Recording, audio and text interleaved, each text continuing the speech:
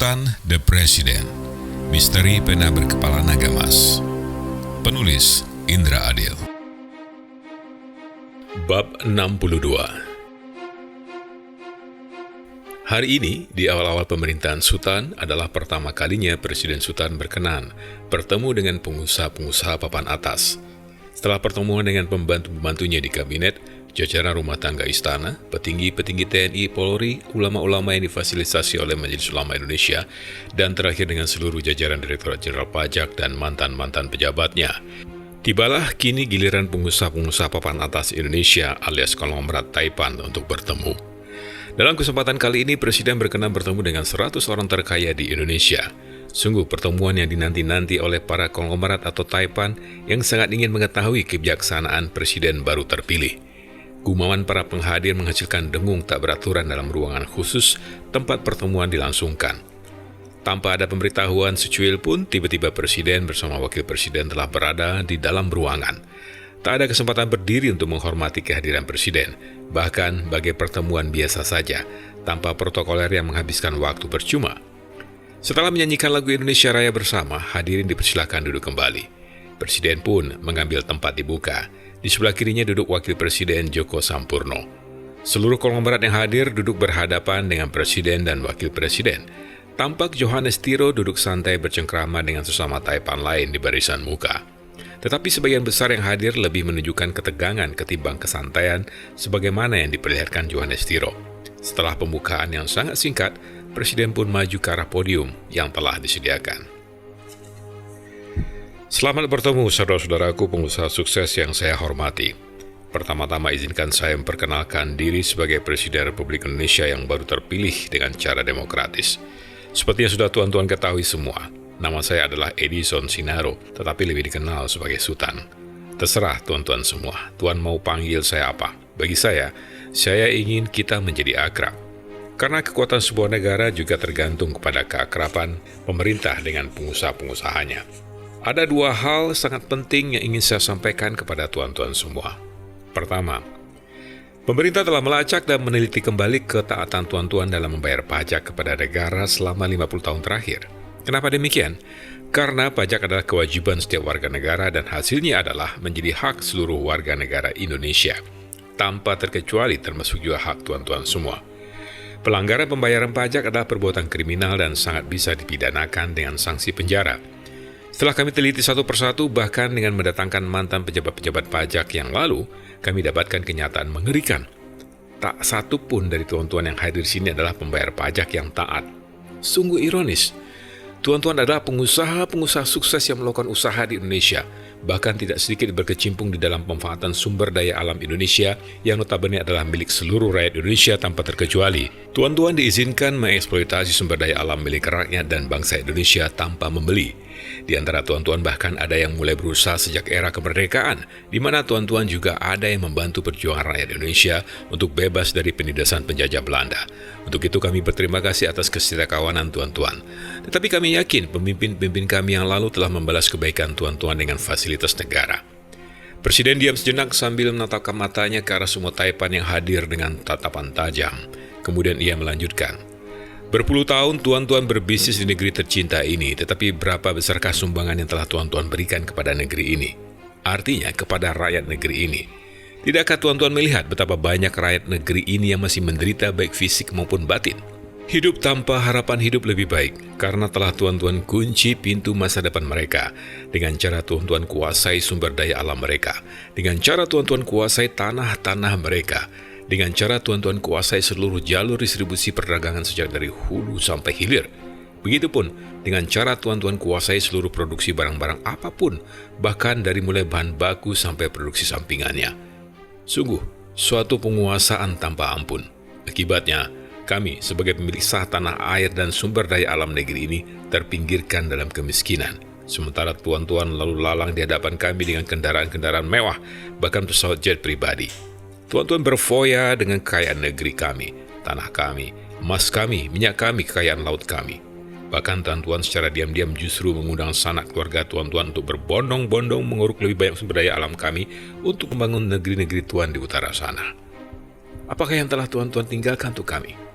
Dengan jumlah komunitas tuan-tuan yang Tionghoa hanya 2-3% saja, tuan-tuan sudah menguasai hampir 90% kekayaan negeri ini. Apalagi ditambah dengan kedatangan keluarga tuan-tuan ke negeri ini. Dengan dalih yang paling sering tuan-tuan kemukakan, bangsa Melayu adalah pemalas. Apakah petani-petani kami yang bekerja sehari penuh berpeluh keruh, tuan-tuan anggap pemalas? Apakah nelayan-nelayan kami yang melaut berhari-hari dengan hasil teri karena tuan-tuan telah mengeruknya berkali-kali, tuan sebut pemalas? Apakah buru-buru kami yang tuan-tuan gaji semau diri, bekerja dari pagi sampai dini hari, tuan-tuan sebut pemalas? Tampaknya inilah pidato tanpa teks paling emosional yang pernah dilakukan oleh seorang presiden kepada rakyatnya.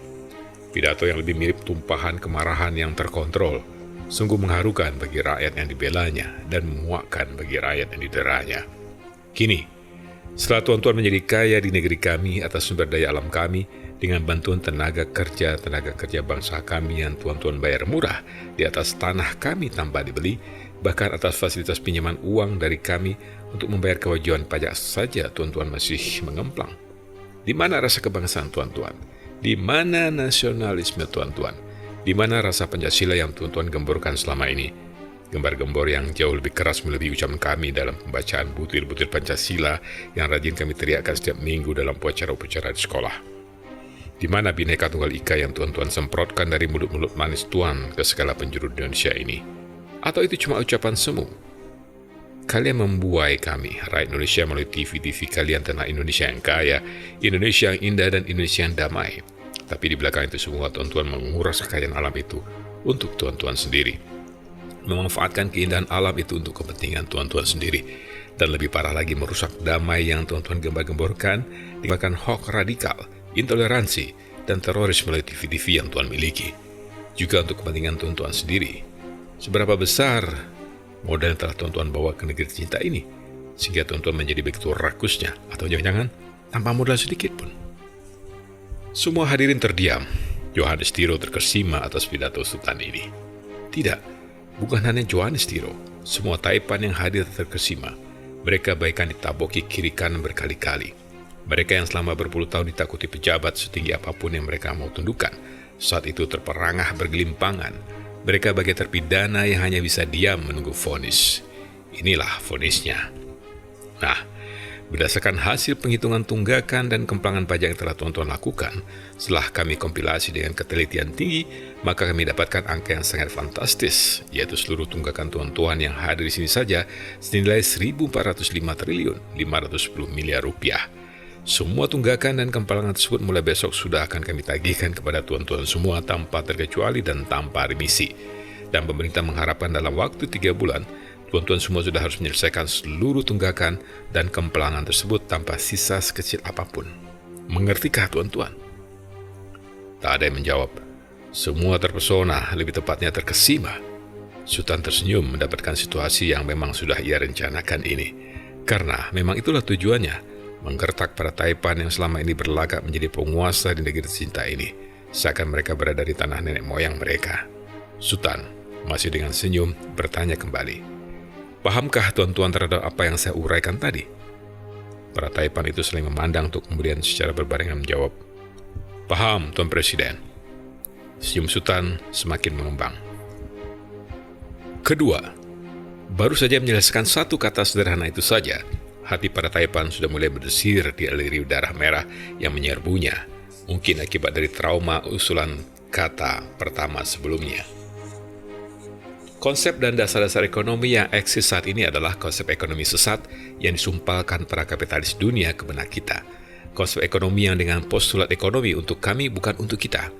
Teori ekonomi yang diciptakan oleh para kapitalis yang ingin mempertahankan dominasinya pada ekonomi dunia. Semua lembaga ekonomi dunia yang diciptakan adalah lembaga-lembaga ekonomi yang berfungsi sebagai alat monitor bisnis dunia agar berpihak kepada para kapitalis serakah dan gila perang. Coba perhatikan ISO, International Certificate Organization, yang diwajibkan kepada seluruh perusahaan dunia agar mendapat kemudahan berdagang di forum internasional.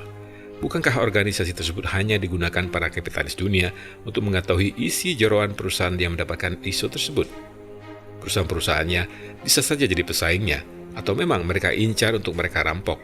Dengan mendapatkan ISO tanpa disadarinya, Pemilik perusahaan telah membongkar isi perut perusahaannya sendiri kepada pihak saingannya tanpa pihak lawan bersusah payah. Dengan demikian, bila mereka menginginkan, dengan mudah mereka bisa mengakuisisi perusahaan bersangkutan karena kelemahannya sudah mereka ketahui dengan persis. Tapi bagi kita yang tidak duduk dalam kepengurusan organisasi tersebut, tidak punya akses untuk mengetahui isi perut perusahaan mereka. Artinya, kita tidak pernah tahu dan bisa tahu kelemahan-kelemahan mereka. Bahkan mungkin mereka tidak memerlukan ISO, karena mereka lah yang menentukan kualitas ISO sendiri. Begitupun WTO, siapakah yang diwajibkan untuk menjalankan aturan-aturan WTO kalau bukan negara-negara berkembang yang lemah? Dengan cara-cara sejenis itu, para kapitalis dunia termasuk tuan-tuan semua telah menciptakan suatu sistem yang baku, yaitu sistem penumpukan kekayaan sendiri tanpa batas dan penguncian kehancuran lawan tanpa ampun. Karena etika dan moral agama telah tuan-tuan buang jauh-jauh entah kemana. Maka, kini negara wajib mengendalikan tuan-tuan dalam berbisnis agar ekonomi bisa berlanjut, agar rakyat banyak juga bisa turut serta dalam roda perekonomian yang berputar secara adil. Dengan demikian, keseimbangan bisnis bisa terjadi. Bagaimana mungkin ekonomi berjalan selama uang menumpuk pada sekelompok orang?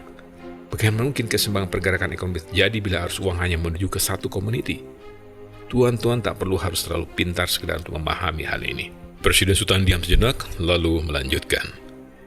Karena hal itu semua, negara Republik Indonesia sejak saat ini mewajibkan seluruh perusahaan besar yang beroperasi maupun yang berdomisili di negara Indonesia untuk menyisihkan saham perusahaannya setidaknya 30% untuk buruh dan karyawannya, tanpa terkecuali sampai pekerja terendah sekalipun. Jadi setiap tahun perusahaan wajib memberikan setidaknya 30% dividen kepada seluruh buruh dan karyawannya. Apabila ada perusahaan yang tidak bersedia mengikuti ketentuan pemerintah ini, tuan-tuan dipersilakan pindah ke negara lain. Aset tuan-tuan akan disita negara. Perusahaannya silakan tuan bawa bersama kepindahan tuan. Kami tidak butuh perusahaan tuan-tuan. Kami butuh aset untuk kami usahakan sendiri bersama seluruh buruh dan pegawai tuan-tuan yang kami pastikan tidak akan mengikuti tuan-tuan. Pemerintah akan memberikan waktu 6 bulan untuk penyelesaian ini semua. Adakah di antara tuan-tuan yang ingin bertanya atau memberikan saran? Tak satu pun menghadiri mengajukan tangan. Mereka asli terkesima bercampur kecut. Mereka sudah menduga akan ada perubahan kebijakan bisnis di Indonesia pasca Pilpres yang dimenangkan oleh Bapak Koperasi Indonesia saat ini. Tetapi tak menduga sedramatis dan sedramatis ini. Setelah ditunggu 1 menit tak ada yang bertanya, Sultan mengulangi pertanyaannya. Adakah di antara tuan-tuan yang ingin bertanya atau memberikan saran? Dari barisan terdepan tampak seorang mengacungkan tangannya. Semua para penghadir menunjukkan pandangan kepada pemilik telunjuk itu, Johannes Tiro, taipan terbesar dan terkuat di Indonesia, tapi tak pernah menampilkan kebesaran dan kekuatannya, hingga nyaris namanya tak dikenal di belantika bisnis di negeri ini. Muncul harapan dari para pengusaha yang hadir untuk menjalani cobaan yang lebih ringan. Setidaknya, taipan ini paling disegani di negeri ini. Semoga presiden baru ini pun menghormatinya. Demikian harapan para taipan yang hadir. Presiden Sultan mempersilakan Johannes Tiro untuk berbicara. Tuan Presiden yang kami hormati, semua yang Tuan Presiden ungkapkan barusan sungguh suatu pengetahuan baru untuk kami, mungkin juga untuk dunia, suatu yang tidak mudah untuk diterapkan oleh siapapun, terutama menyangkut aspek psikologis kami yang harus menyesuaikan diri dengan gelombang baru yang mungkin akan menjadi gelombang perubahan bisnis dunia secara revolusional akibat penerapan di negara kita, yang bisa saja diikuti negara-negara lain. Saya secara pribadi sangat menyetujui konsep berbisnis yang baru sama sekali ini, yang mungkin akan menumbuhkan gairah baru dalam dunia bisnis yang lesu secara internasional saat ini. Karena para buruh dan karyawan manapun menjadi pemilik perusahaan dan mendapat dividen, sudah tentu mereka akan semakin bergairah bekerja untuk mendapatkan uang yang lebih banyak, karena mereka punya uang yang lebih banyak. Sudah tentu mereka juga akan berbelanja lebih banyak pula untuk kebutuhan primer bahkan sekunder mereka. Dan kita tidak perlu terlalu memforsir diri untuk mengeksploitasi sumber daya alam hanya untuk sekedar mendapatkan dana guna perputaran ekonomi, akibat uang menumpuk di satu tempat yang gelap. Karenanya, semua orang akan punya usaha yang berjalan baik dan semua orang akan bisa menikmati hidup layak.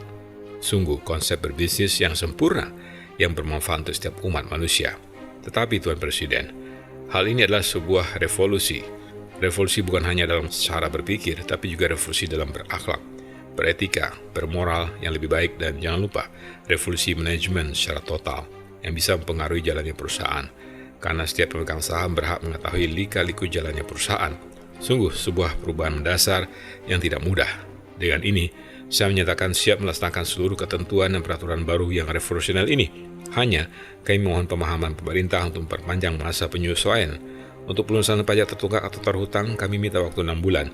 Dan untuk pemberian saham kepada buruh dan karyawan, kami minta 1 tahun. Gong. Gong yang berbunyi keras sebagai petir di siang bolong bagi semua yang hadir. Terutama bagi yang tidak menyukai konsep ini. Artinya juga tidak menyukai keputusan dan ketentuan pemerintah yang revolusioner ini. Tetapi kata-kata Johannes Siro barusan seakan-akan memberikan stempel persetujuan dari para pengusaha kelas atas. Betapapun Johannes Siro adalah taipan terbesar dan terkuat di Indonesia, atau mungkin di Asia saat ini. Tak ada yang berani membantah. Tetapi tunggu dulu, seorang pengusaha di jajaran kursi nomor 2 dari depan mengacungkan tangannya. Presiden Sutan mempersilahkan pengusaha itu untuk berbicara. Tuan Presiden, saya Sastri Cintau dari kelompok grup Raja Wali Kibar dari Medan. Saya sependapat dengan Tuan Johannes Siro dan akan segera melaksanakan keputusan pemerintah tersebut. Tetapi saya juga sependapat dengan selang waktu pelaksanaan yang diperpanjang untuk penyesuaian diri. Gong kedua ini ternyata lebih keras bunyinya, karena siapapun pengusaha yang hadir saat itu sangat paham bahwa Sastri, pengusaha besar Medan ini adalah pendukung berat petahana dalam Pilpres yang lalu. Sebagian besar pengusaha yang hadir berharap ada statement yang kontra terhadap keputusan dan ketetapan pemerintah tersebut, agar mereka bisa ramai-ramai memprotesnya dengan cara baik. Setidaknya mereka bisa mengutarakan keberatan mereka. Tetapi, ucapan Sastri barusan justru mengunci mulut mereka yang memang bernyali kecil, karena dua taipan papan atas, nomor 3 dan nomor 24 terkaya di Indonesia, sudah menyampaikan persetujuannya. Maka muluslah keputusan tersebut akan diterbitkan keesokan harinya dengan catatan ada perubahan waktu seperti yang diminta oleh Johannes Siro maupun Sastri Cintau. Sultan tersenyum senang, lebih tepatnya menyeringai, karena mampu membantai habis para taipan yang selama ini ditakuti oleh pejabat-pejabat Indonesia selama berpuluh tahun. Ditaklukkannya hanya dalam waktu 1 jam. Luar biasa.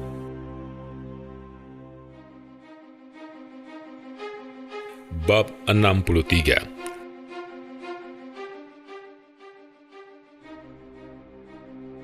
Setelah pertemuan besar dengan para taipan di Istana Negara, Presiden Sutan melakukan pertemuan khusus dengan Menteri Dalam Negerinya, Iriadi Jamarin di Bina Geraha.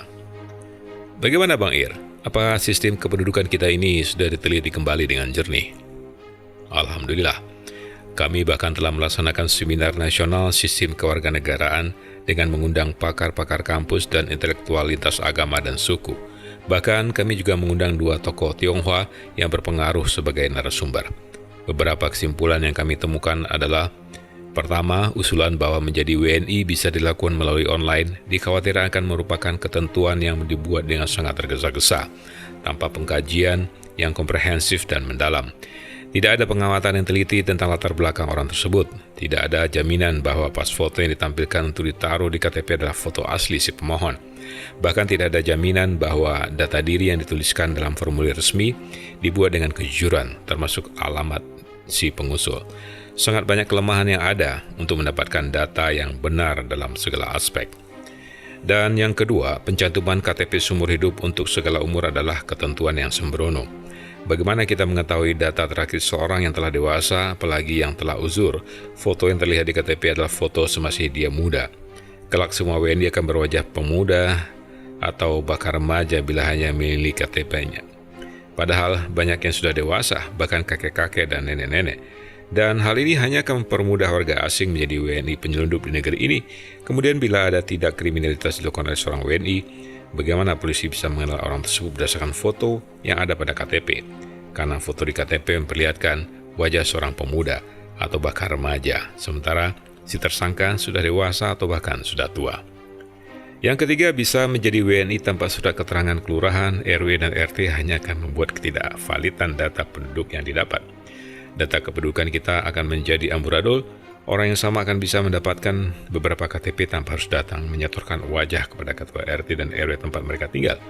Kelak rakyat hanya akan menjadi sebuah nomor yang tak bernyawa dan berjiwa. Kematian bisa menjadi berkali-kali terhadap seorang penduduk. Catatan kriminal seorang bisa timbul tenggelam tergantung KTP mana yang dinilai. Intinya, semua menjadi data penduduk yang kacau serta tak bisa dipertanggungjawabkan. Kesimpulan akhir dari hasil seminar tersebut adalah sistem kependudukan berlandaskan struktur kepala desa atau lurah, RW dan RT tetap merupakan sistem terbaik yang di Indonesia miliki. yang mampu mengontrol penuh warga orang per orang dan mencatat dengan tepat jumlah warga seperti yang sudah diterapkan berpuluh tahun sejak kemerdekaan Indonesia. Bila demikian, kesimpulan itulah yang akan diterapkan kembali untuk sistem kependudukan kita. Akan tetapi, tolong abang sosikan dengan smart dan hati-hati. Usahakan tidak timbul gelombang protes yang masif terhadap sistem lama ini. Pasti ada saja usaha dari pihak-pihak tertentu yang akan mementahkan usaha kita untuk mengontrol dengan ketat keberadaan penduduk kita sendiri. Kalau melihat kronologis dan historis aturan kependudukan kita sejak reformasi, tampak jelas usaha untuk membuat sistem kependudukan kita menjadi kacau dan sulit dikontrol. Tak ada argumentasi lain yang menginginkan hal ini adalah pihak dari luar negara kita. Hanya bodohnya pemimpin kita yang lalu tidak mampu melihat fakta yang sangat gamblang ini. Oke, Son. Jadi kita tetap menggunakan sistem kependudukan yang telah kita gunakan berpuluh tahun. Sistem kelurahan atau kepala desa, rukun warga, dan rukun tetangga. Ya, Bang. Itulah yang akan kita gunakan.